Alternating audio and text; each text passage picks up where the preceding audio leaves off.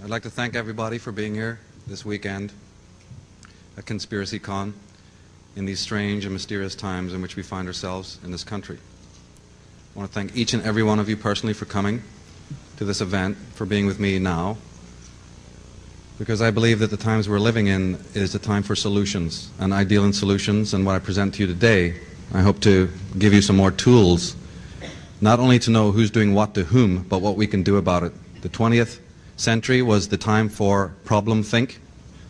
The 21st century is a time for solution think. I would like personally to thank Victoria Jack and Brian Hall for inviting me and believing in this particular thesis, because the presentation that you're going to see tonight that I'll share with you is one of many things that I do, but it's something I've believed in for a very long time. The presentation's title is called The Hidden Persuaders, the Subversive Use of Sacred Symbolism in the Media. And it is only part of what I do, but a very important part. If we turn to the slides, we can start very quickly because there's a lot to go through. This is, of course, a compressed version of a much larger study into symbolism in general. But we don't want to be doing some big, heavy academic analyses here. We just want to keep it very topical and give you an overview of what I consider to be a psychic dictatorship in our midst. I'm concerned about what it's doing to us all, but I'm specifically concerned with what it's doing to the young. And we'll address that as time goes by today. We're going to be talking about advertising and the hidden messages, the aesthetically conditioning motifs and politically conditioning motifs that come across in this very ubiquitous genre, this media. But many writers in the past have dealt with this, albeit they've left out the occult tradition. What you're going to be hearing today is a combination of two particular pieces of information, two studies, which have long been disconnected. In your own country, you've had Marshall McLuhan talk about the powers of suggestion used by the media. You've had Vance Packard and Bran Wilson Key doing some fine work. Gene Kilborn, the activist, all authored people. And more recently, Douglas Rushkoff, doing wonderful work. And I started doing this work when I was 13 in Ireland. Long time interest in the occult, coming from many generations back, but also an interest in art, an interest in symbolism. And I didn't know that in my life there was going to be a convergence of these two realities. It took time. It didn't happen right away. It was only actually when I came across the work of Jordan Maxwell that suddenly I understood what I'd been seeing all the time, that this was more than just skulls and ice cubes. Because why would they be there? We have a connection between aesthetics, the portrayal in art, the portrayal in advertising, and an occult agenda. Very hard to accept for some, but we hope to prove the point tonight.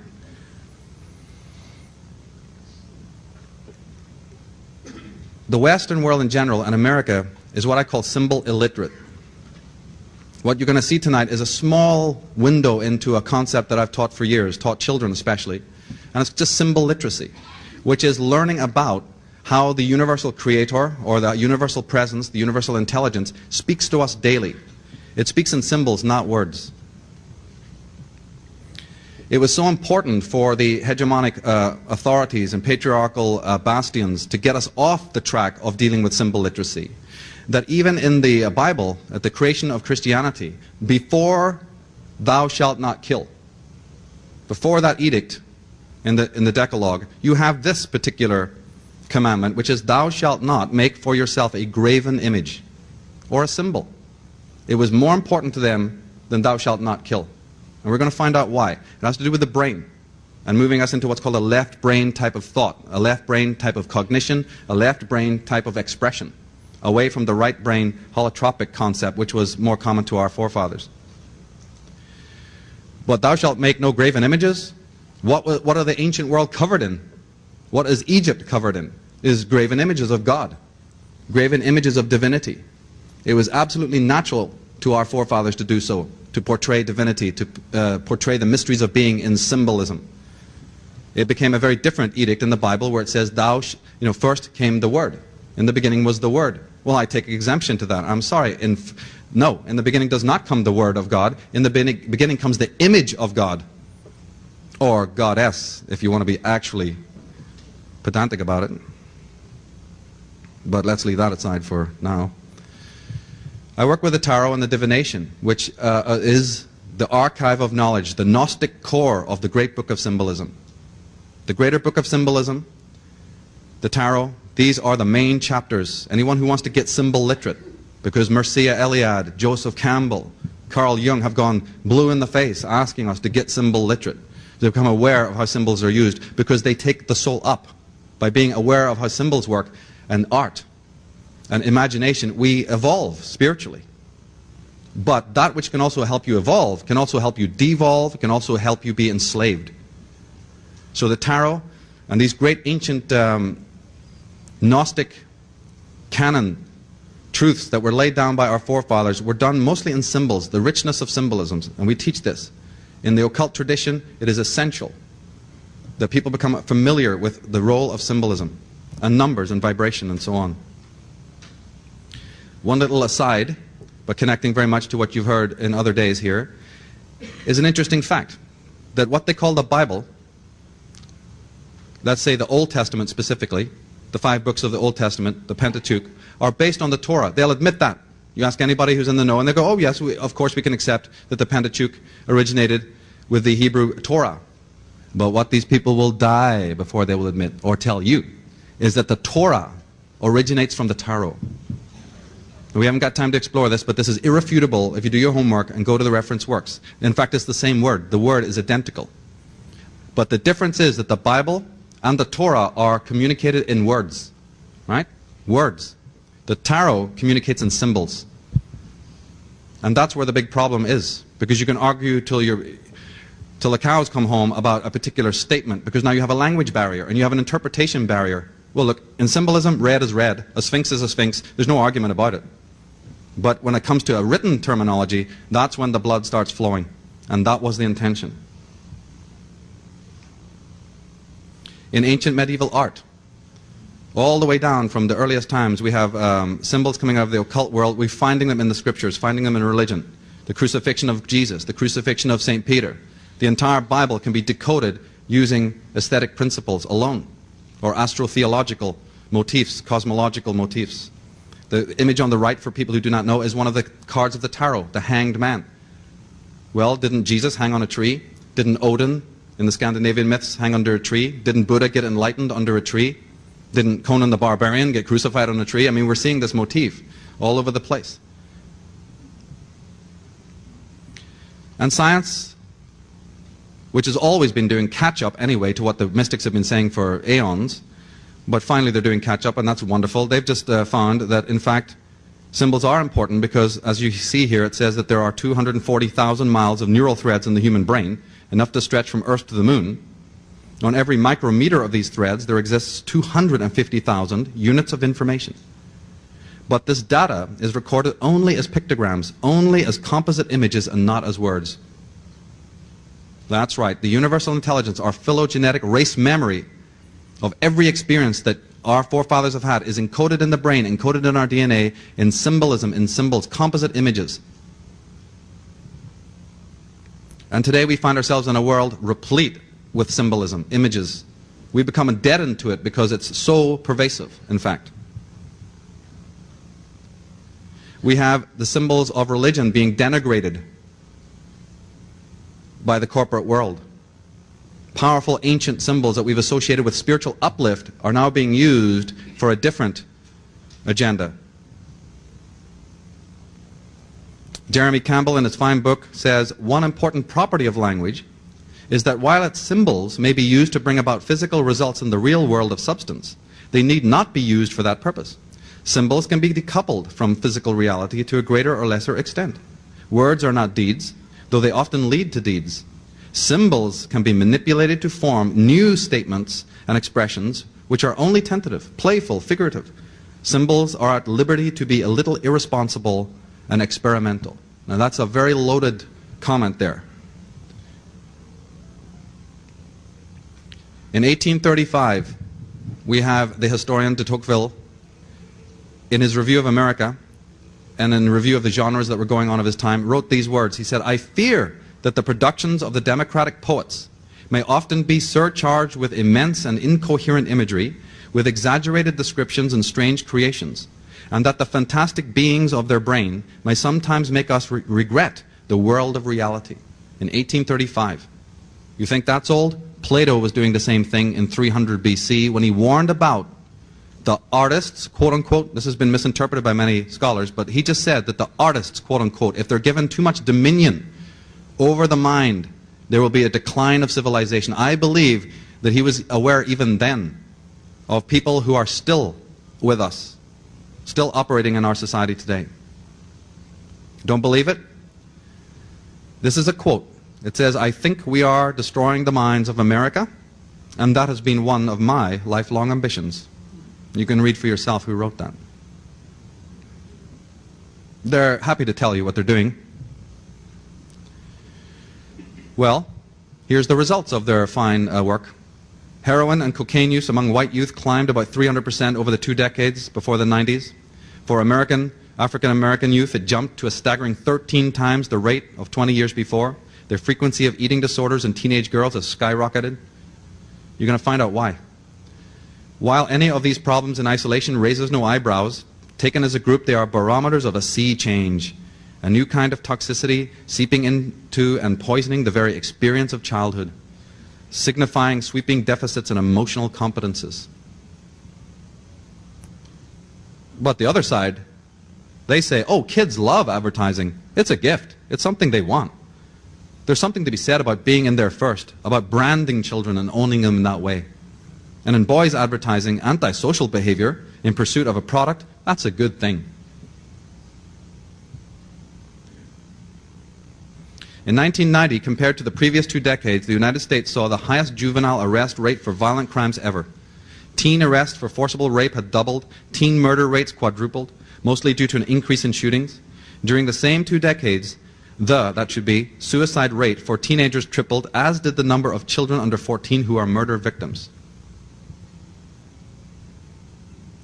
Douglas Rushkoff, in his book Media Virus, says children's television and MTV are the easiest places to launch countercultural missiles. The more harmless or inane the forum, the more unsuspecting the audience. I highlighted MTV there for an interesting point. One of the methodologies that these individuals use in their corporate logos is based on the phoneme system. If you say the word as a mantra to yourself, MTV, and say it quickly, MTV, MTV, empty TV, empty TV, empty TV, empty, empty TV. Ever seen any kids that watch MTV? They look pretty empty to me, wouldn't you say? Well, that's what they were being told. The great philosopher and theologian Erasmus said, "The main hope of a nation lies in the proper education of its youth." The others are saying to the children, forget it. Questions are a burden, and answers a prison for oneself. Let us take control. Stop thinking. It's too much of a bother. We'll take care of you. So the experts are saying what is at stake is nothing less than the next generation, particularly males who in growing up are especially vulnerable to such disruptive forces as the devastating effects of divorce, poverty, and unemployment. The status of American children and families is as desperate as ever. We are depriving millions of children of their competence and moral character. Look at just the terminology there. We are depriving millions of children of their competence and moral character. Not they, but we. Esquire magazine said kids won't even find out how much their values have been perverted until they hit the high school. And Douglas Rushkoff says we have come to expect hidden messages in our kids' television. But this story of manipulation goes way back and has occult roots. Anyone who's done their homework knows that one of the groups that operate behind secret societies, it was the Fabian Society from Oxford University. It was founded by Sidney West, who again is very happy to tell you what they're doing. He says to play on those millions of minds, to watch them slowly respond to an unseen stimulus, to guide their aspirations without their knowledge. All this, whether in high capacities or in humble, is a big and endless game of chess with ever extraordinary excitement. Well, we got them. They're called the media, but they've been around longer than television, because the word, in fact, if you study it, goes back to Medes and to a place in the Middle East, not far from where Libya is now, called Media. And in Media were the sorcerers and the astrologers Not necessarily negative people, but a tribe, a very adept cult from the ancient world who specialized in the use of talismans, amulets, mantras, and sorcery. And the kings of the world knew that if battle hadn't worked, or if legal means hadn't worked to get rid of an enemy, or you didn't want to be known that you were getting rid of your enemy, you simply called on the Medes. And you bring the representative of the media in to your court, and he'll take care of the problem, because he's going to put the spell on your enemy, the hex, because they know how to do it. And that's where we get the word Mediterranean, mediation, meditation, and medication, the medics. Study this alone, and a whole interesting subject will open itself up. Because we still have, you see, the sorcerers and the voodoo and the witch doctrine. We still have it. Only it's now the techno-shamanism. It's the silicon sorcerers. It's the ivory tower witch doctors. And they're still very busy at what they're doing up on Madison Avenue and behind the other great corporate giants who are only too happy to tell you what to think. Not how to think, but what to think. Ursula Franklin, she says, I picture the reality in which we live in terms of military occupation. We are occupied in the way that the French and the Norwegians were occupied by the Nazis during World War II, but this time by an army of marketeers. We have to reclaim our country from those who occupy it on behalf of their global masters. Interesting terms there, interesting phraseology. Well, these individuals, they do go back a long way. And they have understood completely your psyche. They've had generations, centuries to study it. Their type of sorcery involves different kinds of techniques, but it's still the same effect. Telehypnosis, metacontrast, hemisync, synesthesia, embedding. New names, new terms, but for a very old, well-known practice. To get you into groupthink, into subservience. To get you to embody dialectical divisions of which there is no end in our society. To fashion your allegiances for you. To implant associations that your mind might not normally associate. To purvey escapism, rampant escapism, and projection of fantasy into reality. To inflate false personas so that you don't have to be you. You can live it out through the person on the screen. And the excessive eroticization, especially in regards of the female. What we're talking about today has enormous consequences for the women of the planet to find their power again. But just one point, just that little anecdote there, we talked about the endless dialectical divisions. Are you aware of how many there are? And that they're crafted based on a very set agenda to pose one party or one group against the rest. We could explore that alone. We could do a whole seminar on just that one thing alone, of the dialectical divisions that are created in our society. And there are many even in the intellectual academic world, in the function of our own senses and the function of our own biology. And the two that we'll only be able to really touch on today is actually the last ones, liminal or subliminal. We'll be trying to focus more on that. But as I said, this is a very deep subject. We don't have time to go into anything more than an overview. And I would love to get into the whole concept of the lost language of symbolism and do a deeper work on this subject. But that time will have to come. Right now we just have to keep it very topical and accessible. Not only do we have those divisions, but we've got a very, very important tripartite division that these media sorcerers use on us. It is the simple division between the three kinds of intelligence that we have. Most people think only in terms of mental intelligence. No. We should know that there is also body intelligence. Your body is an intelligent, vibrant, living thing. Completely self-contained intelligence there, cellularly. The mind, of course, we're familiar with. Overstated in our culture to an unbelievable degree. But then there's the heart, the intelligence of the heart. And they know how to send signals and coded messages to each of those kinds of intelligence. When you think they're talking to one, actually they're talking to another. And vice versa. So it's kind of hard to track it. It takes symbol literacy to know what they're doing. Who is the enemy? What tools are they using? They're happy to stimulate you in various ways. They're happy to take things away from you down through the centuries for thousands of years and then replace it with things you don't need.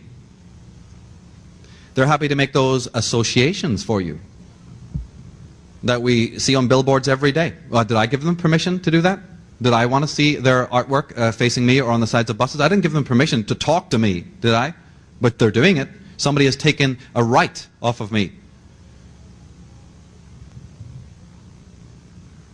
So they're busy telling us what I'll get from them. Things I don't need. Everything. Convenient, smarter, faster, happier. Is that right? But they don't tell you the side effects, do they? They don't tell you about the disassociation, the dysfunctionality, the kids, the teens who are jaded, addicted, bipolar, suicidal, delinquent, sociopathic, institutionalized, possessed. You're literally climbing over people. They used to call it possession in the old days, you know, when the Meads took care of you, or the local witch doctor did his piece on you. They used to call you possessed. Well, we are still possessed today. Actually, if you ask any churchmen, they'll tell you that the rate of possession has gone up since the advent of the television. Oh, yeah.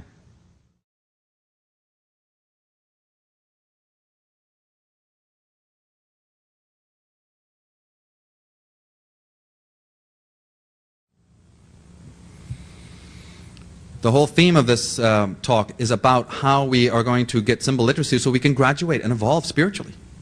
Because, as Nietzsche clearly pointed out, we have the misfortune, or the fortune, who knows which, of being the only creature who must constantly overcome himself in order to live fully.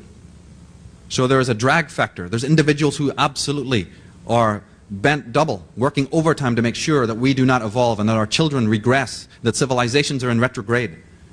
What would happen if a pharaoh came back today?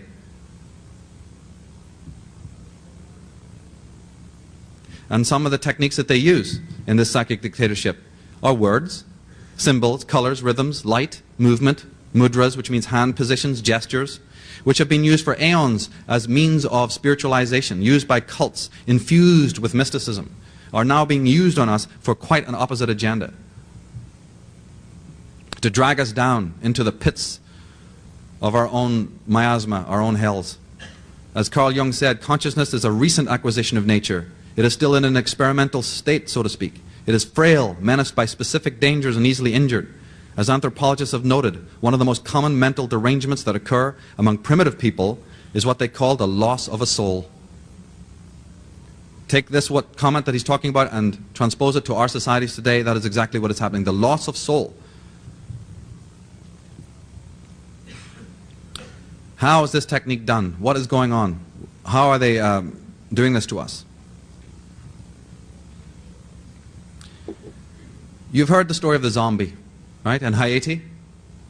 Well, the zombie was a person just like you or I, and they slipped something into his drink.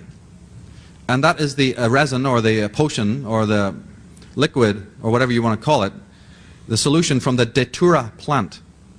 Now, if you drink that, you become kind of zombified, but the next day you can be back to normal. So every day, you see, the witch doctor had to continually administer the datura plant poison, otherwise it wouldn't work. Well, we have the same thing today.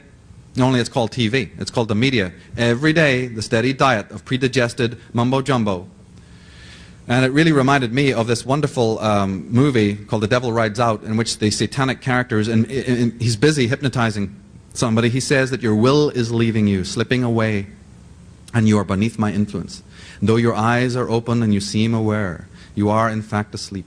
Your faculties dormant, your ability to act and think subservient to my will. That is the agenda. The consequence on the grassroots level is that we are running around shopping malls, busy spending and buying and being busy with all of that. 6 hours a week. 6 hours a week the average person spends shopping, as opposed to 40 minutes a week with their children. And then we wonder why we got problems. Research has shown that in the first few milliseconds of your perceiving something, we do not only unconsciously comprehend what it is, but we decide whether or not we like it. The cognitive unconscious presents our awareness with not just the identity of what we see, but an opinion about it. Our emotions have a mind of their own, one which can hold views quite independently of your rational mind. And the demographics have changed since even the 50s of how much change there's been by the advent of the media. The word consumer actually comes from consumption, and it didn't mean anything good. It actually meant to pillage, to desecrate, destroy. And if you know, consumption was the term that was used when you had tuberculosis, when you couldn't breathe, when you had no life force. The consumer.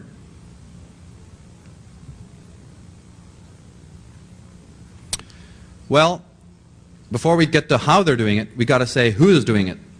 So a little recap on the fact of other things that you've heard here is that there is an occult history of America. And these are the individuals who have always used symbolism coming out of the ancient world, as Jordan and others have shown. The man on the left is Adam Weishaupt, who was the head of the Illuminati, whose origin date was May 1st, 1776, quite close to July 4th, 1776, the founding of America. His mantle passed to Giuseppe Mazzini, who then, when he passed away, the mantle of the Illuminati passed to the man on the right, who is called Albert Pike. Everyone in this room should be familiar with who this man is and what he is about, because he brought what is called Scottish Rite Freemasonry system to this country. Scottish Rite Freemasonry.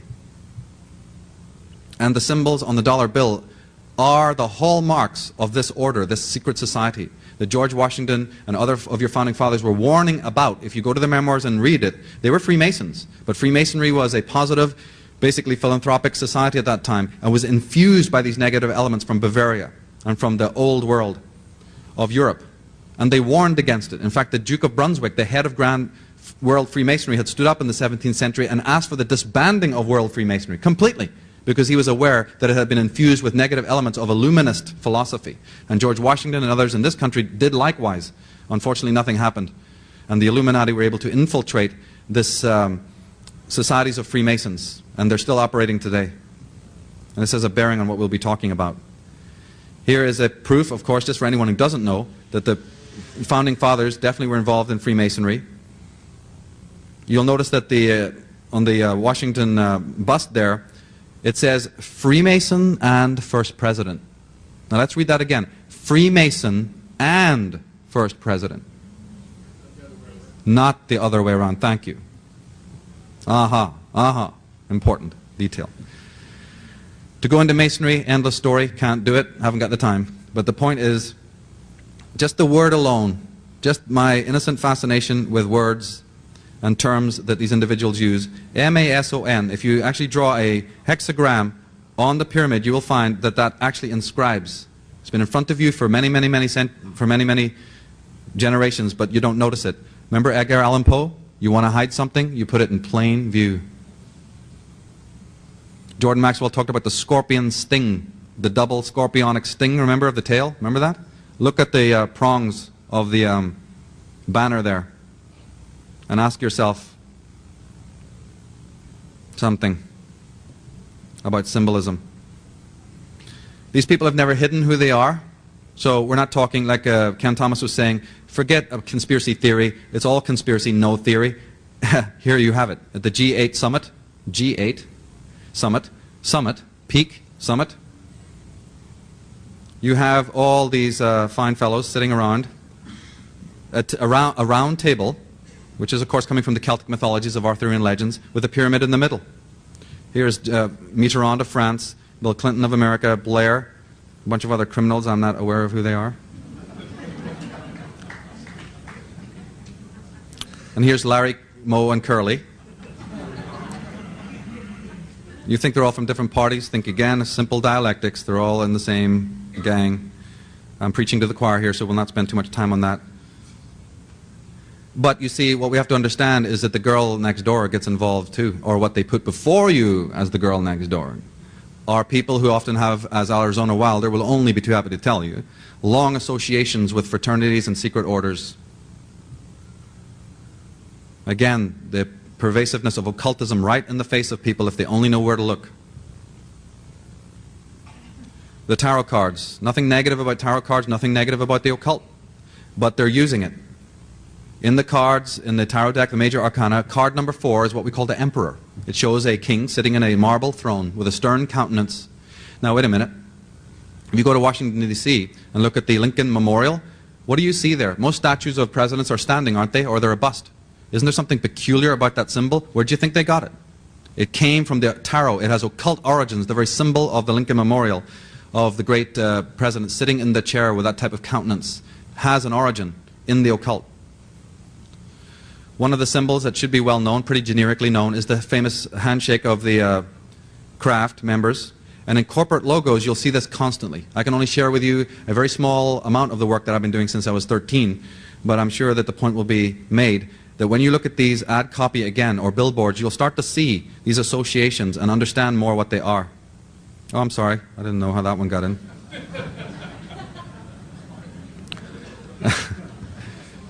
Anyway, the Masons refer to their own procedures their own teachings as the craft. If you get into studying the, Jordan Maxwell has labored for years to discover the occult roots of government, big business, you know, and religion. Big business, yes. Even the big businesses, they're not the rags to riches tales that have been put in front of you where individuals make their money on the white market. The white market makes up a very small amount of the money that's in the world.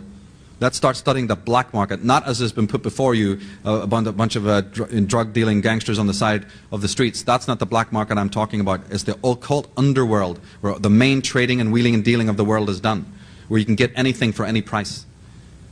Well, when we look into that, we'll find that there is, again, occult origins, and behind these big businesses, the franchises, the corporations, hopefully we can prove a little bit today that there is an occult origin. You've seen the pyramid, and a pyramid basically has three sides, because the number 3 is very important in Freemasonry. Very important. In fact, if we look at it, we find that the number 3 is sacred, and it is the reason why it has been incorporated into so many areas of religious and secular life. We have the economic world with its first, second, and third worlds. We didn't create that, but yet there's the terms. We have the main political parties. We have social classes, calling us upper, middle, and lower. Well, I didn't think of myself as anything like that, but here we are. We have these terms made for us by social critics, sociologists. We have the competence levels in sports. We've got the levels of matriculation. We've got the branches of government, the legislator, the armed forces even, and the courts. 3 divisions, always 3. It's a very important number to look out for. In your Senate, there's 3 tiers high. The emphasis on the number 3. The word threshold. The Masons talk about the entrance to all temples, cathedrals, and churches being called a threshold. That means thrice hold. One of their gods is called the thrice great, Hermes. It's an old story. It goes back to the Druids and ancient civilizations, where they also divided their priestarchies into 3 distinct groups. That's why on the flags of the world you'll find the tripartite, the tricolor. So many flags of the world have the tri-part, telling you who owns them, who's running. And again, in our modern ambiance, you find symbols of societies and orders using the double triangle, the 33, and the symbol of the serpent, which, if anyone's familiar with my work on Atlantis, the serpent comes in very strongly there. Okay, the double triangle of the 33rd. Again, they're not even hiding things here. ABC Towers, by the way, in Los Angeles is 2 triangles, 2 large triangles. And symbols in America. Right, let's take it to the context now, coming more to the particular in your own country. The symbol of the eagle has been explored, and how the eagle then turns up on lots of corporate logos. It actually has to do with the fact that the eagle is the old symbol for Scorpio. Long before Scorpio got a scorpion as its symbol, the symbol was the eagle. Aquila, it's called. And if you look at an old planisphere, you'll see it. It's a gigantic constellation in the sign of Scorpio. And that is why the Romans used the symbol of the eagle. That is why the Vatican used it. That is why the Nazis ended up using it. And that's why it's in America. Because the same gang are running the show, and they use the same symbols. It has not got to do with the fact that it's the bald eagle, the indigenous symbol of whatever. No. It has to do with the fact of the sign of Scorpio, which any competent astrologer will tell you rules power and money. The sign of Scorpio. Again, a very elaborate study in itself. We don't have time to go into it. We're looking for corporate logos. We're looking for geometry. You don't have to look very far. And the connection to the occult. The pentagon, and that shape is suggestive of many things, actually was designed by a high priest in the Ordo Templi Orientis. That's a secret society from Germany, and who was a very close friend of L. Ron Hubbard. There's a big connection between John Whiteside Parsons, who was an advisor to the military, who was also involved in a very high-level secret society called the OTO. Another great book by David Oveson, The Secret Architecture of Our Nation's Capital, proves that symbolism was used in even the design of the cities of America, including Washington, D.C. He says that there are 22 zodiacs secreted into the architecture of Washington, D.C. 22. And hundreds of other astrological symbols. But 22 zodiacs secreted into the architecture of Washington, D.C.? There's only 4 in London.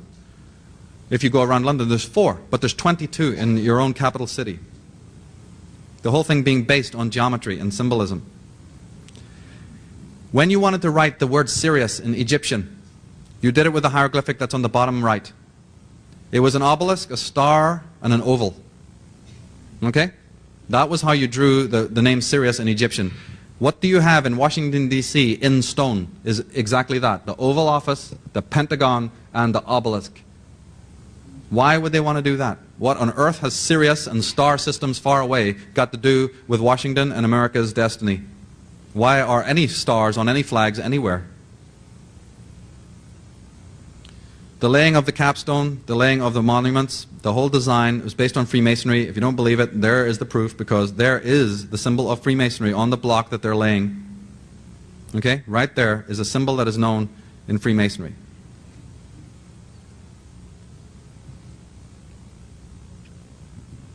That symbol that I showed you is referred to as the compass and the rule. A wonderful study in itself, and the letter G in the middle. But we don't have time to go into the occult history of these things. I just want to show you how it turns up in logos and corporations. Here you find the exact same symbols of the mallet, the Masonic hammer, and the rule, the compass, and the key. The key is very important because it relates to Vatican intelligence. It relates to secret societies coming out of Italy. And your governor, Al Cecchi, when he ran for governor, he used a very distinctive key as his logo. And in Seattle you have what's called the Key Bank. The Key Bank. And the Florida Keys and so on. That symbol of the compass turns up in the car company Acura. That funny looking A is their symbol. If you actually look at it properly, you'll find that it is a Masonic compass. I've always said in the writings that I've done on this subject that over 70% of the things that you buy, the products that you buy, have names that don't mean anything in English. Don't believe me? Go to your Safeway, go to any of these stores, and just observe that one day. Of how many symbols and products don't have a name that means anything in English. Now, you'd think that the merchant would want to sell his wares as quickly as he could, right? But we're not talking about the merchant here. We're talking about the designers that he goes to in order to get a logo or get a design made. We're talking about those individuals and not necessarily the merchants. So I'm not talking about this coming from the merchant world. They don't know anything. They just want to sell or open a motel and whatever else they want to do. This does not originate from them. But Acura, what does that word mean? We also find that in Freemasonry you have the color blue. That is very important because the first opening degrees of Freemasonry are called the blue and red degrees. That's why you have red light districts and blue movies. Oh yeah, let's find out what's been going on here. But you also have this strange fixation with the color blue turning up a lot. And you find it heavily in the corporate world. You find it in government, but you also find it in corporate world. Just that alone, just take one little piece. Just look at color. Open your aesthetic eyes and look at how color is being used in our society. Because color is very important to spiritual uplift and how color and vibration are used. You find it in the context of America, the dollar bill, or money. This symbol, by the way, is well known, of course, but it actually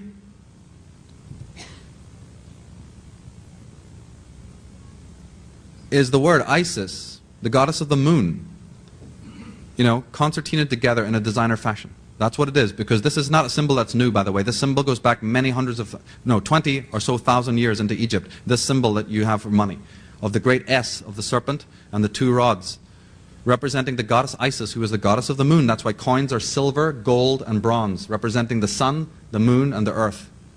Just like the medals that you get at the Olympic Games, there's a reason why they have those colors and why money is only in 3 colors. The sun, the moon, and the earth. Another Masonic motif is what they call the floor of the house. It's basically a checkerboard. You can go into any Freemasonic lodge and you'll see it, the checkerboard. There's George Washington standing on it. It's one of their seminal motifs. It's also why you see it on the hats of the police. They're literally, and they wear blue, don't they? The blue robes. And the checkerboard is found on the hats of the police because they're just officiating for the system, for these fraternities. Don't believe it? Here's the Los Angeles Times. Do you remember the FBI investigations, federal investigations into the corruption in Los Angeles? That's still ongoing, but started a few years ago. Let's just observe this little article that I found. I think it was Jordan, you picked this up.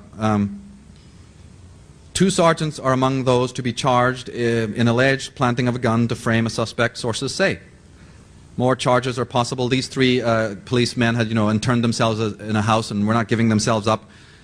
But let's look what is said here. According to one source, district attorney officials do not plan to give the three an opportunity to surrender themselves to authorities today. Right? No, so no leniency for the three cops who are the bad guys.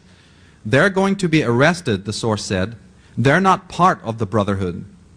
They're not part of any fraternity. They're going to be arrested like anybody else. I didn't write it.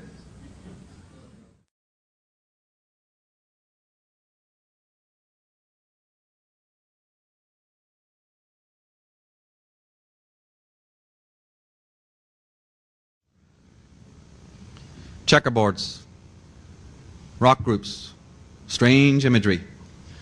It's been pointed out by the people in the know. Let's just take this one for a moment. I'm not making any comment about the Beatles. Let's leave that aside. But just the imagery. Let's study with educated eyes the symbolism. This is a procession to a funeral. John Lennon is God. He's wearing white. Ringo Starr is the sexton, or the presiding priest, who dresses in the black cassock. The gravedigger with, the actual corpse is Paul McCartney. That's why he has bare feet and a suit, his best suit you get buried in, you know what I mean? And the gravedigger, he's in jeans and jacket, is George Harrison, walking on Abbey Road on a black and white checkerboard.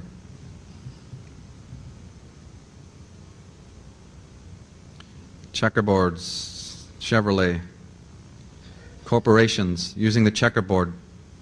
Would that sell you on anything? Why would they choose that logo? So there we have it. They are the chess masters, as Sidney Webb pointed out, and that's how they consider us. They consider, as he is saying, that it's just a game. It's just a game, so we need to know the rules, don't we, if we want to play the game with them. The double cross that you see here, you see the knight wearing the cross of Lorraine, what's called the cross of Lorraine, on the checkerboard. And you see that Exxon are also using that double cross, and many other corporations use it. I've had to edit this a lot, so you'll see this double cross a lot. It's from the province in France called Lorraine, and it's also called the Knights of Malta Cross.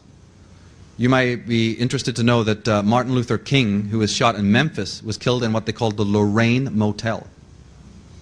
They leave tracks, for those who know. The double cross.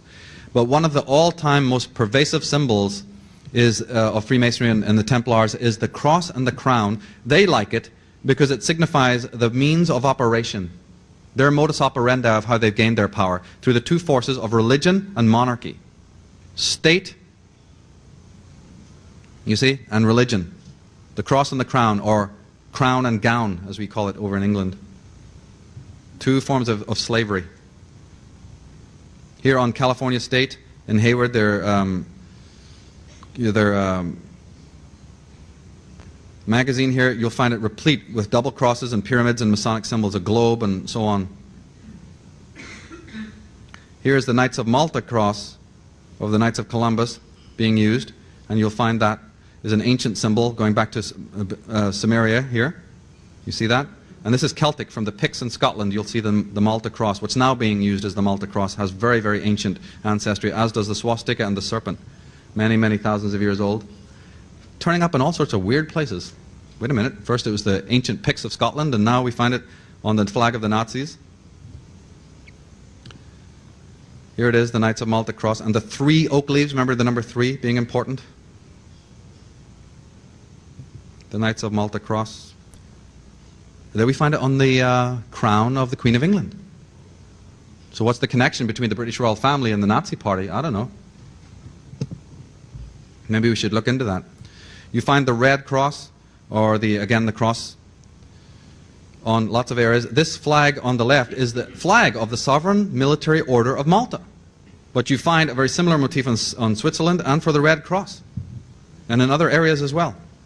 Oh, what's this then? Anybody open a book on the Templars, you know, the Crusades, and you'll find that they wore the white with the red cross. And here you have a serpent eating a man. A very old motif, by the way.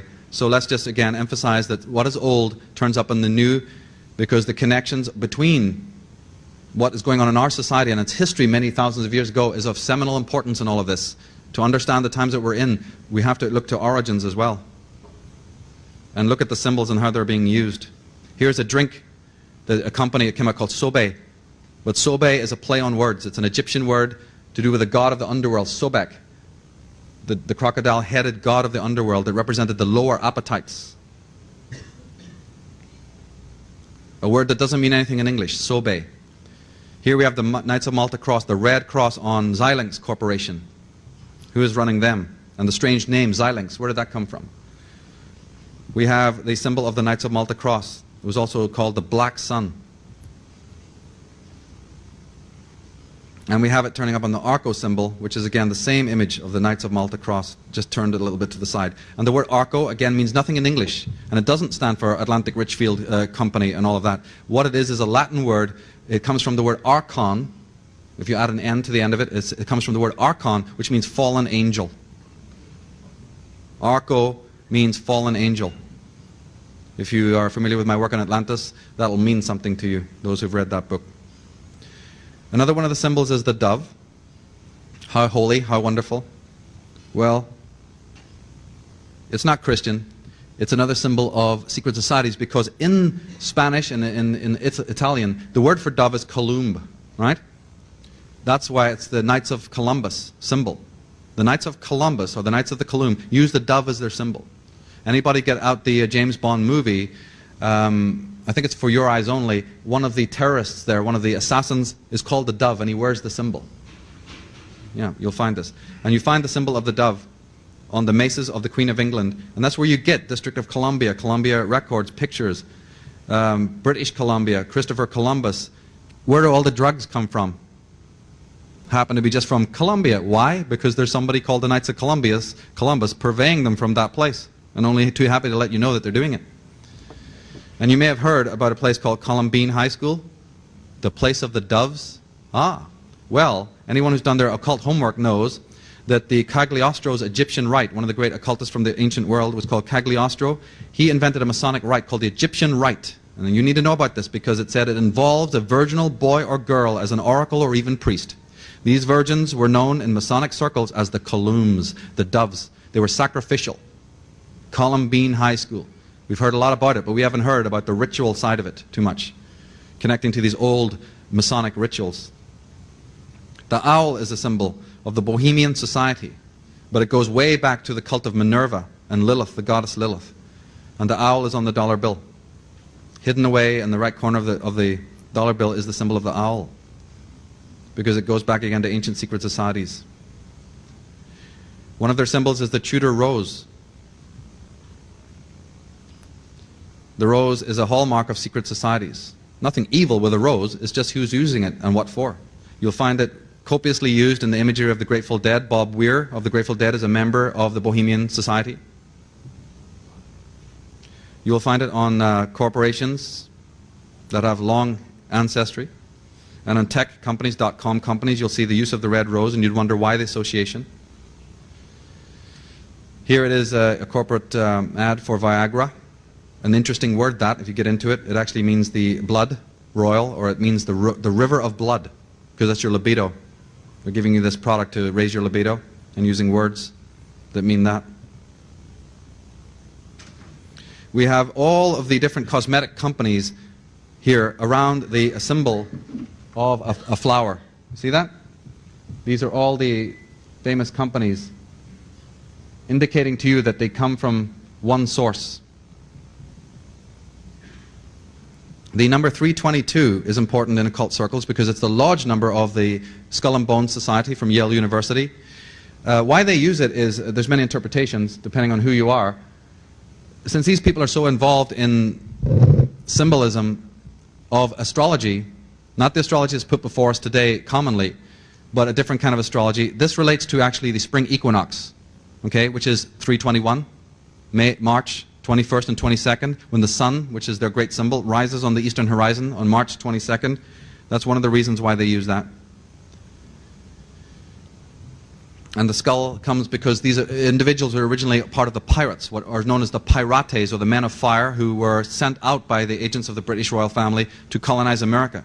They weren't just a bunch of swashbucklers like you've seen in the movies. No, these were agents who were sent under the high seas to colonize countries like America and to annihilate through disease and war anybody that stood in their way. And they did a good job, and their ancestors then opened the Skull and Bones fraternities and the other occult fraternities that are here for the education of their own children. And they even call themselves the Men of Fire, or the Pirates, Pyra, and have the skull and bone symbol, which is the pirate symbol, because that's how they came here. And the number 322 is used if you look at the movie Enemy of the State, when the protagonist looks at his watch as the feds are busting in at the end of the movie, when Gene Hackman and the main protagonist are trying to leave, he looks at his watch and you'll see the letters 322. In James Bond movies you'll see this. If you're looking, you'll see that number used a lot. And here in Nike, you see in the flames, this is a Nike logo. Don't ask me what it means, but you'll see this is just one example. I have to be brief, but there's many examples of this. All of these pirate families became fabulously wealthy because from day one they were purveying opium, they were purveying alcohol, and they were purveying other things, slavery. They were involved in slavery when they colonized America and these other countries. And some of them, these families went on to become fabulously wealthy and are still known today. But as I said, they're not the rags to riches companies. Seagrams and all of these groups have a long ancestry in Bushmills. And one of them is the Bacardi group, right? Well, they are descended from these types that I'm telling you about. Here is their headquarters in Porto, in Portugal. Those flames are 10 feet high. And in the middle of there is the logo of the vampire bat with blood dripping down from it. So I don't know what it tells you about a corporate headquarters that has flames and 10 foot high with a blood-soaked vampire bat for the logo. But you can guess what their consciousness is like, and the stream of dead bodies that they've left behind with their poison that they've been disseminating for generations. And here in the corporate logos, again, suggestion. They're telling you, they're suggesting to you that these companies that are famous come from the pirates. They do it in a designer way so you don't catch it. But if you know what is going on here and the symbols that are being used, they'll be too happy to tell you about the sun and who they are and the pyramid and the fact that where they have got their money and what they've been into and who they've been denigrating. One of the ancient symbols of these societies is the claw. I bring this up because you see a lot of motifs that look like corporate logos. You know, these are pretty much, you see these generically on banks, right? Look again. Do you see how that is a claw of a tiger or a bear? Because that's what it is. There's ancient societies called the African Order of the Tiger, of which FDR, Roosevelt, was a member of an order called the Ancient Order, the African Order of the Tiger. And their symbol was the claw marks. And you'll often see a claw like that surrounding the earth. Because these secret societies believe that that's what they're doing. That they are, in fact, gripping the earth. Owning the earth. 666. Everybody's into it. Can't spend too much time on it, but there's a lot of symbolism in the whole concept of the 666, the 3 sixes being used in corporate design. Here's the old company gateway before they changed it to a black and white cube. They used to use the 3 intertwined sixes and talk about gateways.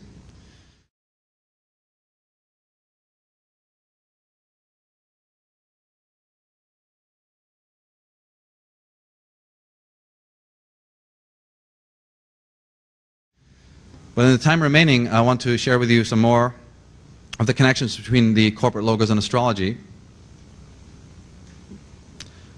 And Friedrich Nietzsche summed it up. He said, as long as you still experience the stars as something above your head, you will lack the eye of knowledge and never know wisdom. And was he right? Because stars are everywhere. They're on everything. The zodiac is one of the archives that the designers and the media giants go to. Their designers know to go to the realm of Sabianism and talismans and magic and to astrology to look for, and to alchemy. They look to the esoteric in order to have, to be in business. Although this is a carefully guarded secret. And talking about the zodiac, the Bible says that God said, let there be lights in the firmament of the heavens to divide the day from the night, and let them be for signs and for seasons, for days and for years. Let them be for signs. The signs of the zodiac have an ancient history. The zodiac is where we get a lot of these symbols, because the 12 signs that you're familiar with, the 12 generic signs of the zodiac, there are actually 88 constellations altogether around the ecliptic. 88 symbols. You don't know about those, but the advertising people do. They research them. They're not going to use the ones that you're familiar with, because then we'd catch on, wouldn't we? So they use the other ones, or they'll tweak or change things around. I'm going to give you some examples of how they do that. But cities, as I said, were based on zodiacs. Here's Paris, divided into the 12 divisions, coming to the central arch with a phallic symbol in the middle. From the heavens, you have the constellations. They're not physically up there, it's just observation. But from there came the great symbols of the lion, for instance, and the crab from the night sky. The first theater of mankind was the night sky, which he could draw the pictures of his mind. And lots of these logos, lots of these symbols that we recognize as astrological symbols, nothing negative in them, but then they turn up in the corporate world, as we'll see in a minute. Stars on flags, all over the place. One of them, if you're into this, by the way, if you have a plan to go on and do any of your own marketing in any field, it's very important to know what they do, because what they do, you can also do. You can take your power back and use the same motifs, but use it for positive reasons, proactive reasons. Know, just very basically, that in astrology, there are 4 signs: fire, water, air, and earth. But the corporate people mostly use the fire signs and the earth signs, because fire has to do with energy and libido and will to power, and earth signs have to do with money, materialism, and ownership and assets.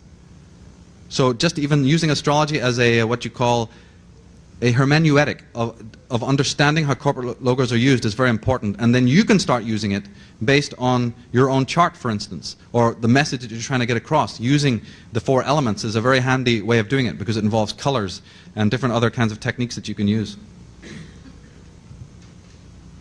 Here's a good example of how stars play a role. This is considered the bear, which is the generic grizzly of America, of California. No, it's not where the symbol comes from, because the red star in the corner gives it away. The bear that they're talking about here is Ursa Major, the bear, up there. And the star is the pole star that the bear turns around. So what you have there is an astrotheological motif disguised in another way. Very, very well disguised, as a matter of fact. For years, down through the centuries, the bear, the 7 stars were called the Magnificent 7, or the Shining 7. The 7 planets, even, if you want to look at it. The 7 planets in the heaven, the 7 lights, which we find turning up as archetypes and stereotypes everywhere. Just observing how much the simple symbol of the sky is used in corporate logos as a backdrop is very important. The sky. Here's the symbol for Leo, astrological symbol for Leo. This is the astrological symbol for Virgo. The sun moving into the constellation of the Virgin. Virgo is where you get the Columbia Pictures symbol from. This is the ancient symbol of Cancer, the white horse, before the crab. Anybody here a Cancer? The star sign? Yes, some of you? Right. Well, before you were given the symbol of the crab, your ancient symbol was the white horse, or the unicorn. That's why you see on royal heraldry that symbol. So the white horse is the symbol of Cancer, and so when you see the sun behind the horse of Tristar, it just represents the sun in Cancer. It's an astrological motif. And the Virgin is Virgo with the 12 stars in her hair, or the crown of 12 stars, the zodiac.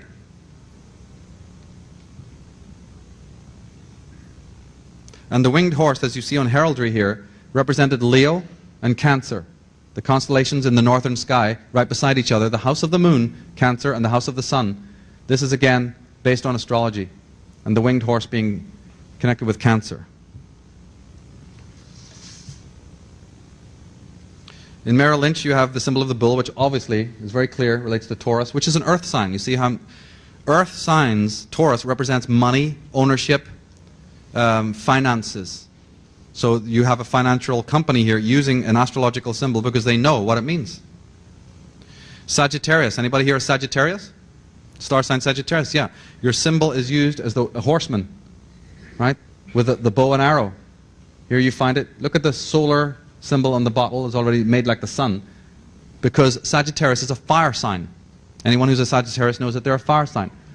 Here's the lady with the bow. One of the latest Cadillac advertisements, literally on television, showed a person firing an arrow down a street, and then came the car. Using the bow and arrow motif, you'll see it a lot. It relates to the sign of Sagittarius. What I'm talking about is not the normal astrology. They're using different kinds of associations.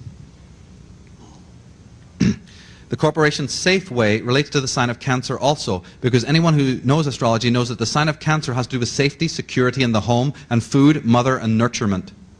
So the safe way, right? And the yin-yang of the Cancer. And it also has to do with property. So the Cashin Company, which is a real estate brokerage, use the symbol for Cancer because in Cancer astrology, Cancer rules the home and property and physical assets.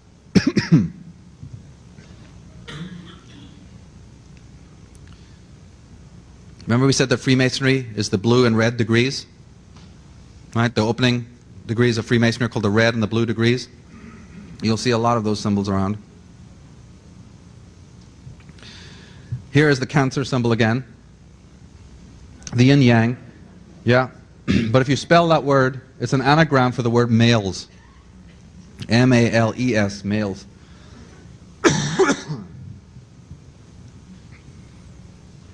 You couldn't have astrology without 4 cardinal points or 4 stars in the sky through which it becomes all possible. So you'll see a lot of corporate logos using this forester or 4-star motif. Whenever you see the word forester or these motifs, realize they're talking about astrology and the 4 cardinal points, the equinoxes and the solstices. You'll find the Mars, the symbol of the planet Mars. Anyone in Aries knows their symbol is Mars. You'll find it on Volvo. Volvo is the Scandinavian take on the Scandinavian word for vulva, which is the female opening. And Mars is the phallic symbol of the arrow. Kron, K-R-O-N, is a Bay Area television company, comes from Kronos, which means time. Arista, a word that doesn't mean anything in English, actually relates to the constellation of Virgo. The most bright star in the sky is called Spica, but Spica used to be called Arista. So Arista Records that relates to Virgo, the sign of Virgo.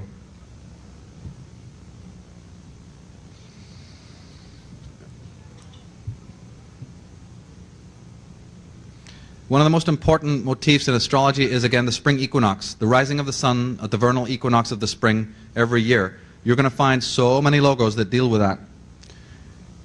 The sign of Aries is the sign in which the sun, rises on the spring equinox. That's in the sign of Aries. So you're going to find the motif of the sun rays, or the Mazda symbol is the horns of Aries, the horns of the ram. Here is the sun. The Nissan symbol is red, a red sun crossing a border or a barrier half above, half below, right?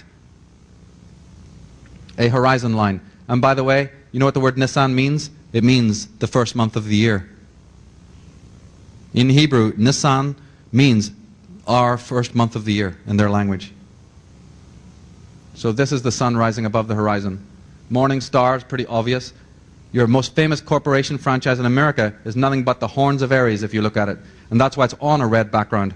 The rising of the sun in the morning on the eastern horizon is exactly those colors, is it not? Right? Blazing yellow on the red sunlit background.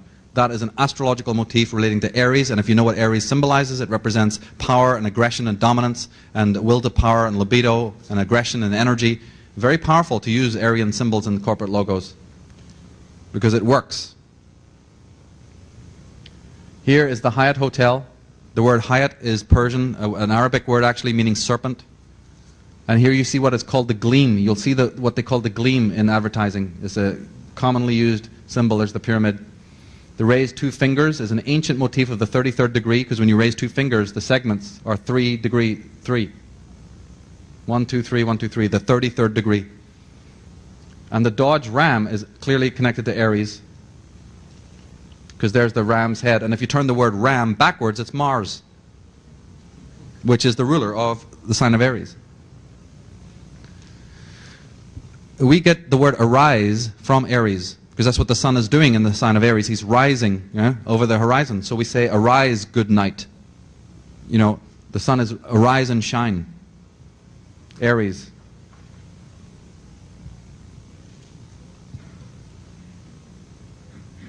The sun is one of the most pervasive of all symbols in this particular thesis. You'll see the symbol of the sun all over the place. You know what Mazda means? Mazda is not Hebrew. Mazda is Persian for the first month of the year. Nissan in Hebrew means April, March and April. Well, Mazda means exactly the same thing. It is the first month of the year when the sun rises on the spring equinox. And you'll see constant motifs of this, the sun rising, corporate logos that represent the sun. Jordan Maxwell was saying yesterday that the very word on means light. And you'll always see this word highlighted, just like it is here. So many logos use the word on or on, highly lit in some way or defined, and the symbol of the sun and the pyramid.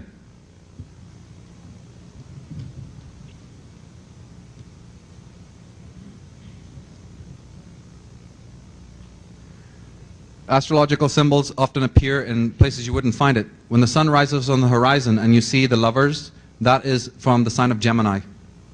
That, by the way, even though it's hard to believe, is actually an astrological image that you're looking at, relating to the twins, to the sign of Gemini. It's very, very innocuous, but it's all over the place, this kind of imagery. Here is what's called the sun window or the solar window, with the ladder of Jacob going up. Solar windows are very, very important, as is the phallic symbol. How many of your talk shows from Oprah Winfrey onwards have used those sun windows? America's favorite videos. If you watch, look at the design, the set designs, the stage designs of a lot of the sitcoms and a lot of the talk shows. You'll find that they use the solar window motif an awful lot to represent the sun cult. Pyramids, the background of the night sky, that represents a house of the zodiac. That's what a window represents, the solar window. Not only is the sun important, but the word light is important in many contexts. Light is important philosophically. Light is also important subliminally. If it is light beer, then shouldn't it be L-I-T-E? But look at the choice of the very spelling. If you're drinking that, the implication is subliminally that you're drinking light. That's why it becomes addictive. Because your unconscious mind would love to drink light. That's what we're all about, remember? Spiritual uplift. Well, they're going to hand it to you in this.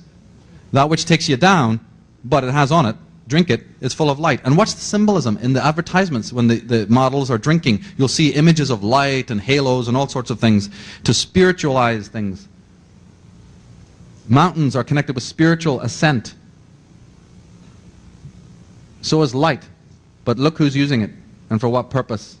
The human wreckage and debris of these poisons that have been put into our life. Yes. Corona, Cronus, and many, many other symbols relating to Aries. Sears is an anagram for the word Aries. In the Shure advertisements, the sun will, in the advertisements, in the graphics, you'll see a beam of light come across, it'll move across the word, it'll suddenly glow on the R and move aside. Right? If you ever watch their logos, they're interesting. Red, Ken, means the Red King, which relates to the sign of Aries.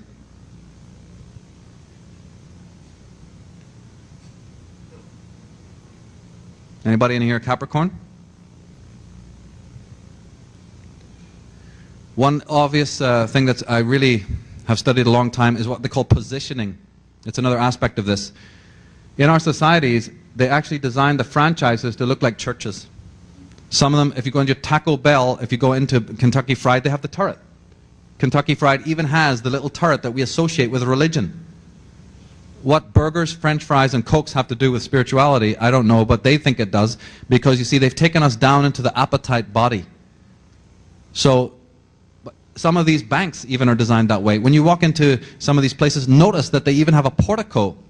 Some of them even have stained glass windows on the franchises. Next time you go, just take a look at some of these places, the Ben Franks, the Ringer Huts, and look at their design. That some of them are like Shinto temples, others are like Western temples.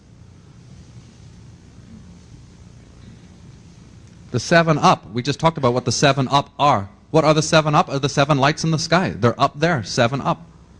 Or the chakras. Play on words.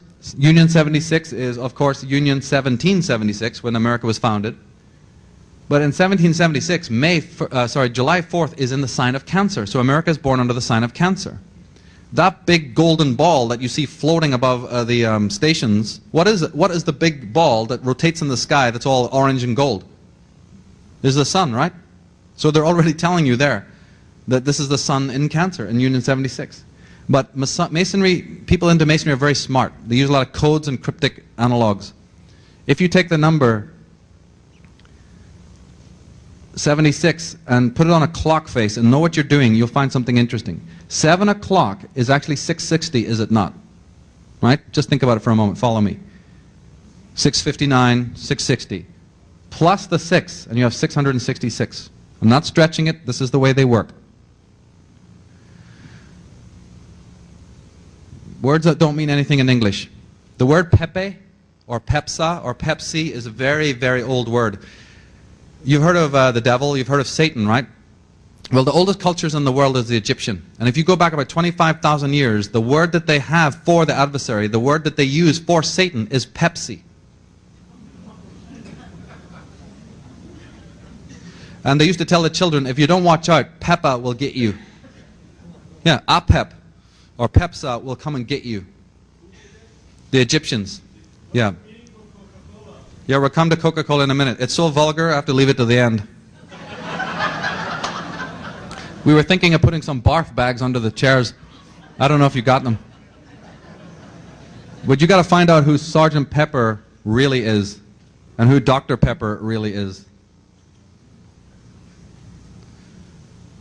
The symbol of Saturn, the Saturnalian cult that Jordan Maxwell has exposed, also the symbols of Saturn. The Nike swoosh is the corner of the gleam of the planet Saturn, because these people belong to ancient cults.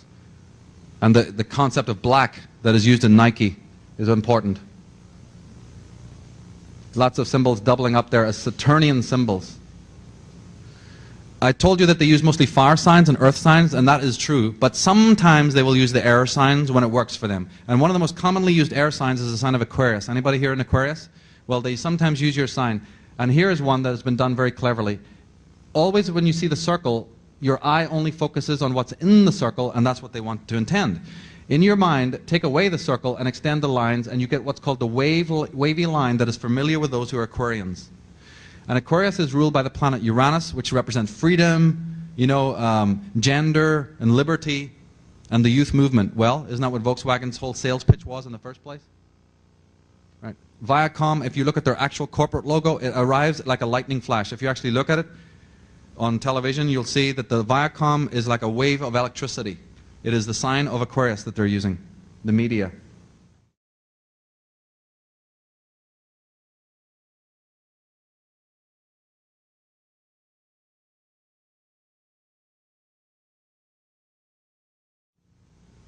We talked about the pyramid. It is another, constantly pervasive symbol. All over you will find the symbol of the pyramid.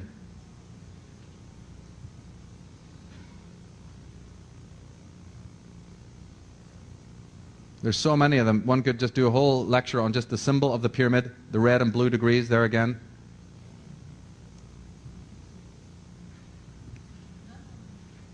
The missing capstone and the pentagram. Symbols like this, for instance, of the awards. I find it interesting that the American Business Awards are using the pyramid. Oh yeah. And you'll see a lot of this. I mean, obviously you've seen images like this of the ascent to the sun and the sky and the background and the 1, 2, 3, 4, 5, 6, 7 steps. Lots of symbolism there. You'll see things like this that your eye will not focus on until your higher mind sees the sun and the steps of the pyramid. Microsoft, start here at the bottom of the pyramid, go up. These people are interested in pyramids and technology. Here's beer, Keystone beer. Don't have to belabor the point because Jordan was pointing out yesterday what Keystone really means is the top of the pyramid. Here is the absolute, using the pyramid, the sphere, and the obelisk. This one intrigues me. It has the sun and the pyramid and the serpent made to look like water.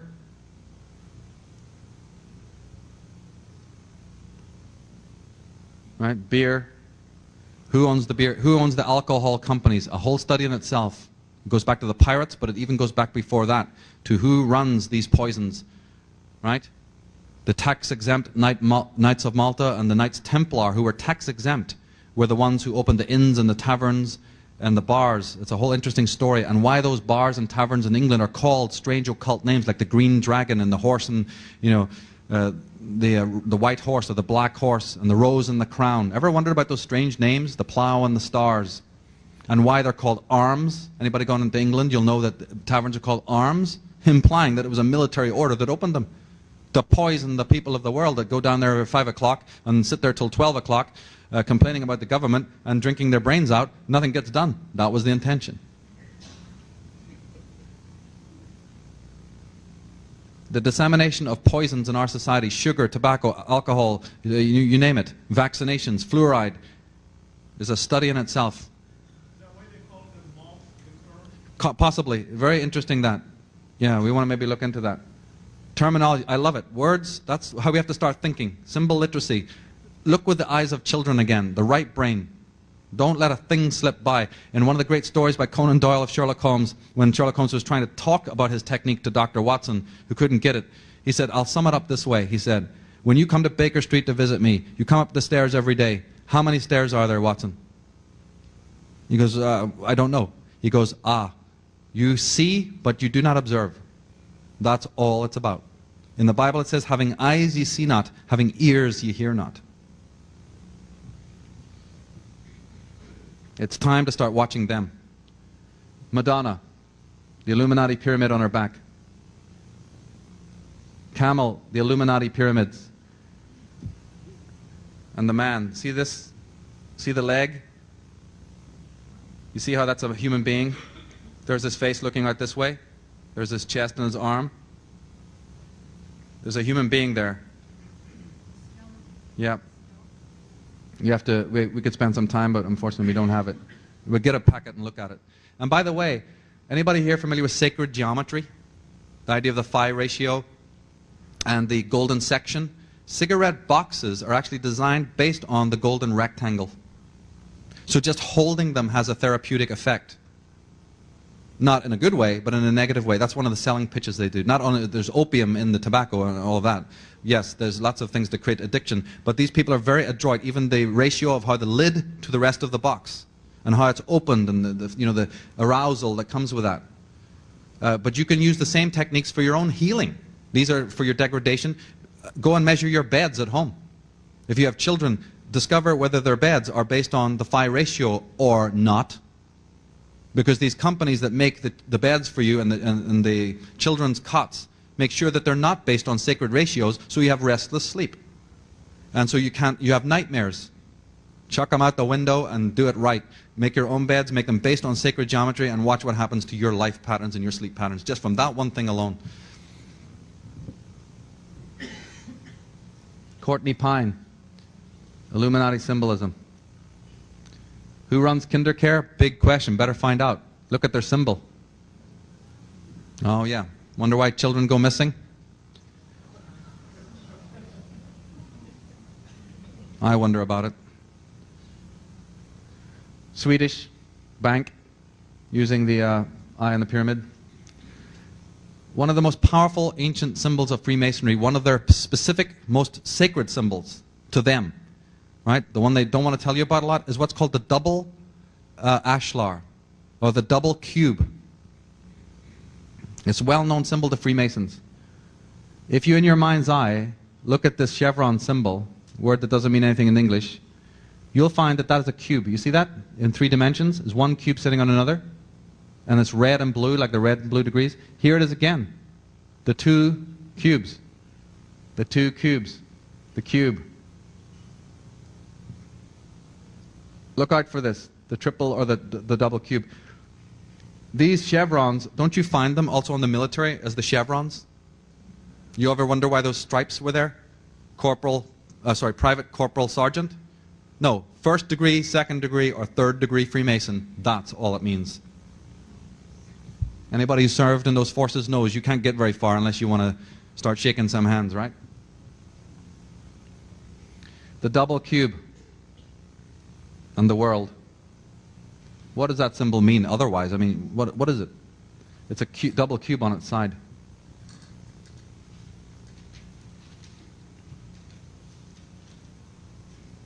Yves Saint Laurent, double cube. Dodge Chrysler, double cube. Another one of the symbols that they care about deeply, and you should know about, is what's called the red square. Why do we say we get caught up in red tape? Why do they cut the red tape, you know? Or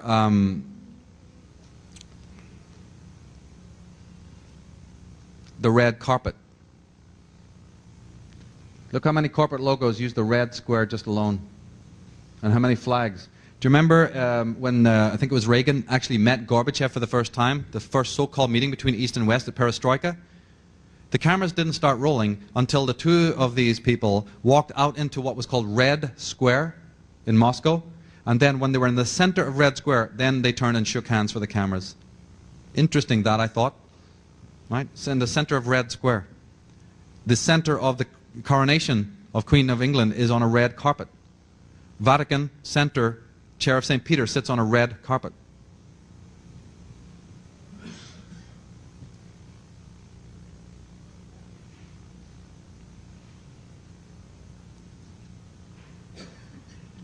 The letter E is very important. We'll come to letters a little bit later on, but the letter I want to stress to you right now as in usage is the letter E. It's the fifth letter of our alphabet because in ancient occultism and even in modern occultism, E is very important because it represents the fifth essence or the quintessence. It was called epsilon. In Greek, the letter E is called epsilon and it represents a spiritual power of transcendence, the number 5.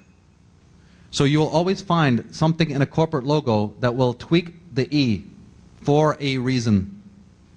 See that? It'll always be highlighted in some way, or separated in some way, or dropped in some way. Here you see the serpent of Intel? The serpent with the eye? Enron, yeah, good. I think I have one on Enron. Yeah, there you go. Right? It's either turned on, it'll be highlighted or, you know, stylized in some way. Pyramids.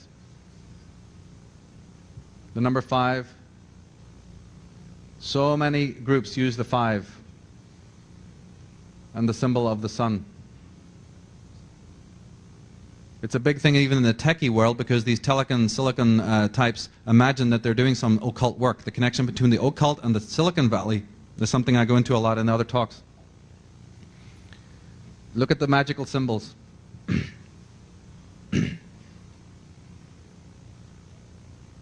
Opening doors into the intelligence, the technological world. The portal of the door is very important in Freemasonry. They talk about the porch.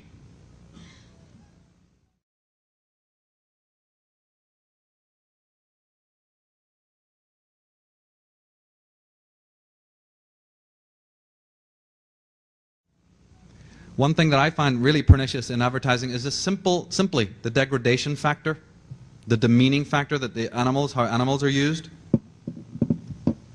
and how children are being portrayed. Not as children, of course. And how women are being portrayed. Here you have a symbol where the word coke, somebody was asking about the coke, it's an Egyptian word, and it relates to the male genitalia. Let's be polite about it. The ancient word for the male genitalia in the Egyptian was coke, or K-U-K, which is used as slang today, isn't it, for the male member? Right? It's an old Egyptian word. Look at the positioning of the model, where she's holding it. Because they, want to feminize things for men, but they want to phallicize things for women. She's got a missing head anyway, so she's got some problems. So let's replace it, with this surrogate phallus. That's why it's called the real thing. Here's another woman with some problems. She's got some head problems here. This word is interesting. The company's name is, CTEX. Cetus is the Latin word for the vagina. CTS. Often just in very innocuous shots like this, you'll find something weird about the posture, the limpness, the submissive, the simulating, flaccid look of the female is used a lot, which in itself is pernicious. The fact that there's something skewed about the imagery. Or they'll use the vamp. A lot of this we know already, I'm just going over it. The idea of the tramp, the vamp. This is Salem. And the incredible vampiristic look of this is outrageous. And also the fact that there's dismemberment involved. And then we wonder why there's serial killers running the streets who are only too happy to tell you in court, I hear voices, I'm possessed, I can't help it, something's talking to me. Yeah, they've been telling you, why don't you listen? Who are the guilty ones? Question of gender has been exploited greatly. wonderful sacred imagery of androgyny, which is the ultimate goal of all spirituality and all magic and all divination and all alchemy, is what we call androgyny. Not at a genital level, but at a spiritual level. The unification of the male and the female inside of you. That was the object of religion. That was the object of occultism originally. They don't want that. They want gender dysphoria now. They want to harden the masculine and weaken the feminine. So they play on these ancient mystical things. That's their job. They're not there to sell you products because they were millionaires in the first centuries of our period. In the early parts of this millennia, these people were already owning the world. That's only an ostensible concern to them. And that's where they get the money from, and that's why they advertise so heavily. They're into the cult of imagery, the cult of symbolism, to make sure that you are disassociated from your source and that your children are delinquent on the streets of the world. And that nature is subjugated. The androgyne, shown in symbols like this, or let's take a physical example where you've seen the guy shaving, the shaving ones where he's looking in the mirror. Very interesting how they use specular dynamics. You're looking through a mirror at a man who's shaving. Then the model, the female, comes up and looks in the mirror towards you together in an image like this. You're looking at your TV screen. That's a filter. No, you're looking through your eye is your first filter. Right? That's a lens. Then you look through the TV screen. Then there's the camera that's taking the photograph of the models. Then there's the mirror in the actual scene. All these, what they call mirror, specular dynamics, representing the filters of your own consciousness. All of this goes into making a single advertisement. And so the two bodies wrapped in one. You know? Or the strange mudras, the arms, the position of the arms, and the male and the female focusing in your mind. That can be done very beautifully. That can be done in great art, like in Jean Cocteau, or the end of Francis Ford Coppola's Dracula movie, where the two people arise into the dome, you know, at the end as one being. That's a very spiritual rendition of that concept. But it can also be done to drag you down, or to sell you some product based on a very high spiritual motif that attracts your soul, but it's toothpaste or something. So what? I love the art. I think the graphics are wonderful, and I think that the people who do it are extremely skilled. They are the Michelangelos and they are the Leonardos of today, but they're not using their talents for the uplift of mankind. Unfortunately, they're taking it down. When you see the female model, the female, the goddess, the priestess, the empress, in the center of balloons or anything like this, balloons relate to the semen, right? Balloons relate to the semen. So she is the ovum, the cauldron of all life, and the balloon motif, that's even why you set off fireworks at Christmas and fireworks at the New Year. They represent the fire of the male, you see, entering into the dome of the night sky. There's all of these ancient motifs. So the little balloons with the thread on them, right, in miniature are representing the male seed around the female. There's a sexual motif. Your unconscious mind perceives it as that. Ancient motifs from the Bible, from religion, right, which are gender orientated, to sell you some damn apples or something. Eve and the apple, temptation. Oh yes, and the wonderful advertisements that proliferate about what men want. Okay, Chanel for men. Here is the vesica, the opening of the female, and the C, the two C's of Chanel is 33. Right, the third letter of the alphabet, 33. There's a lot of symbolism in here. And the female opening. And A-N, by the way, right in the middle there, is the ancient word for the heavens, for the goddess of the heavens, An. Look at the positioning.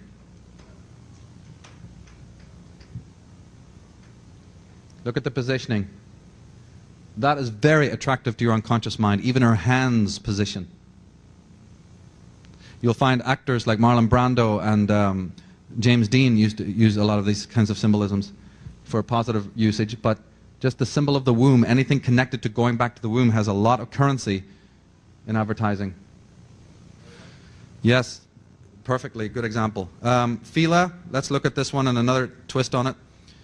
They use a lot of words putting backwards. The word Phila doesn't mean anything in English, that should get your hackles up. As soon as you see something that doesn't mean something in English, please understand that it does mean something in one of the ancient languages of the ancient world. Latin, Greek, Hebrew, you know, which didn't use vowels, or one of the magical languages.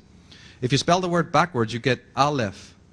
Anybody into Hebrew here? They'll recognize that word. Aleph means the life, the breath of life. Your breath was called Aleph. It's the first letter of the Hebrew alphabet.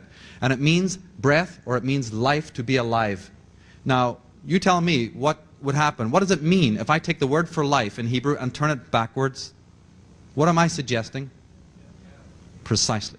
So when you see our teens walking around looking like death warmed up with feel it t-shirts on and not feeling too good, maybe there's a reason. So you can wear the corporate logos, you can dress from head to toe and look dead chic. I don't mind, but at least know what you're wearing. That's all I'm advocating. Know what the symbols mean. Ultimately, you shouldn't wear them, but, you know, let's do it in stages, right? The yoni. The yoni. The ovum. The female symbols that are used constantly. Here's a company that even uses the term. The ovum. Because they're selling you something more than what you think you're getting. The sacred and the profane. This is another area where, again, the spiritual, religious motifs are being used in different kinds of contexts, taken out of context and put into a materialistic context. The E, you see how the E is set aside there? Pretty self-evident. Yes. Don't think we need to continue, analyzing some of them.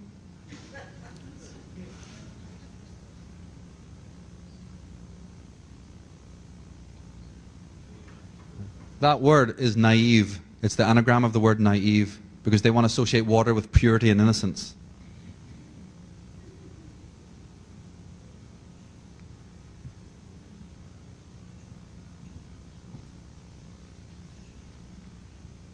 You see the beautiful imagery of the sacred geometry, the Vesica, the cauldron of all life, the lily of Mother Mary, the priestess, the lunar female, comes straight out of the tarot. All the symbols are there, if you know what you're looking at.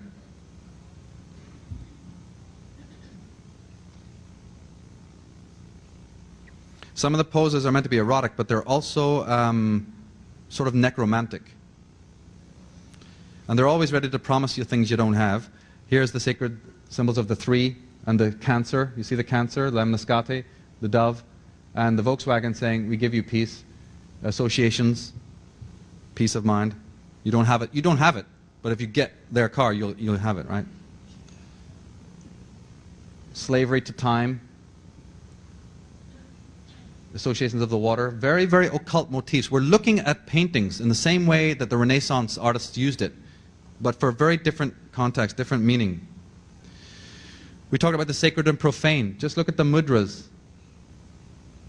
right? That these designers come up with in order to spiritualize things. Because if you can spiritualize something, then your unconscious mind reads it as positive. You want it, and of course you want it. You want that light. You want that evolution. You want to go to God. Why not? So they know that. So they get in the way. Now, I don't need to be a Christian, but what is the definition of the adversary? What is the definition of Satanism, if not that? The impediment that gets between you and your God, you and your enlightenment, you and your spiritual development. Well, here it is. They're taking the very motifs that we have associated from our racial record that deal with our spiritual uplift, that our forefathers used to worship, that are encoded with thousands of years of our worship and our ardor and our spiritual associations, and now they're using it for selling bars of soap and perfume and everything else.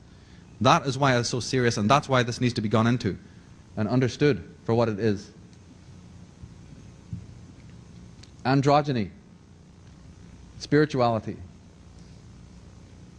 Egyptian symbols, headless women.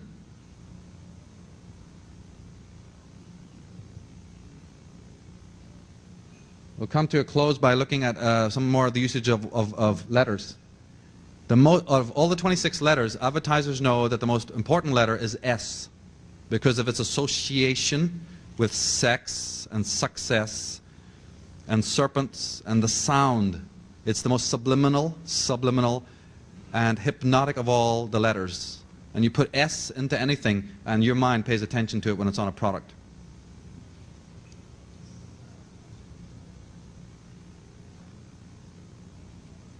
And not just the letter S, but the wavy line, the S, the serpentine shape is used an awful lot as a going motif.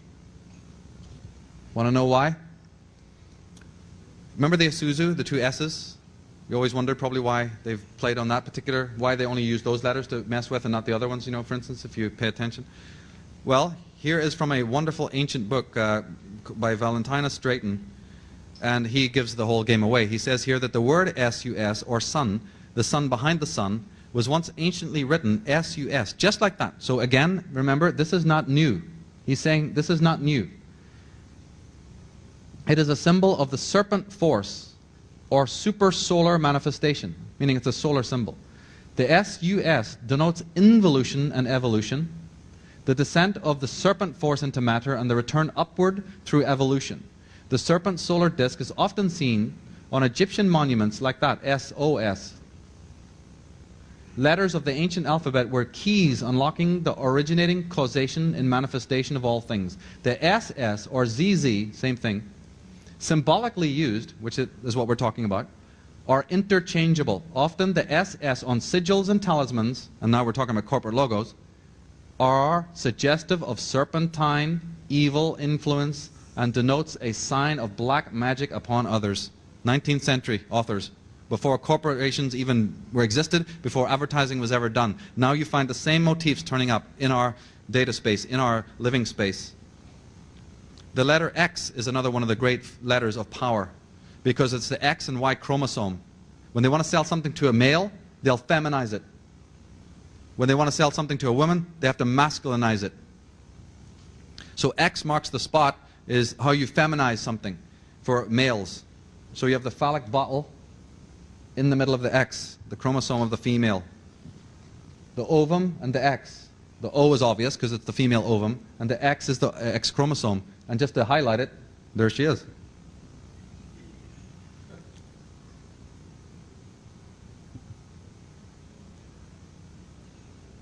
So just like you have these semantic associations, and we went into a lot of liminal, subliminal, you can take a word. This is another little tool that they use because they want to work on your unconscious mind.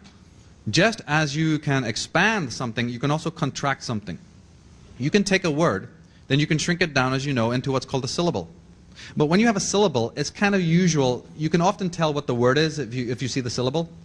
They then take a syllable and shrink it down yet more into what is called the phoneme. It's a linguistic term, the phoneme. A phoneme, you cannot recognize anymore what it is.